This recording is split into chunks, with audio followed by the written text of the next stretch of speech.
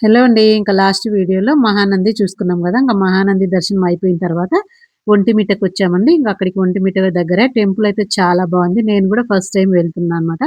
అంతా పాతకాలందండి. పాతకాలం కట్టింది ఎలా ఉందో అలాగే ఉంది. యాజ్ ఇట్ ఈజ్ ఏమి మారవలేదండి. అంతా అక్కడే శిలల మీదనే ఆ రాళ్ళ మీదనే అన్నీ చెక్కారు. చాలా చాలా బావుంది. అసలు చూస్తూ ఉంటే అలాగే ఉండిపోవాలనిపించిందండి. అంత బావుంది పీస్‌ఫుల్‌గా.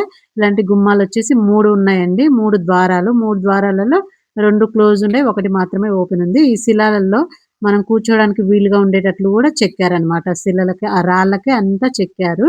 ఇదొచ్చేసి ఇంకా ధ్వజస్తంభం అండి. గుడి అయితే చాలా చాలా బావుంది. సింపుల్‌గా, పీస్‌ఫుల్‌గా ఉంది. ఇంకా మేము టెంపుల్ దర్శనం అయిపోయిన తర్వాత ఒంటిమిట్టలోనే ఇంకా అన్నప్రసాదనం తిన్నామండి. భోంచేసుకొని వచ్చాము. ఆడ 24 గంటలు ఉంటదంట భోజనము.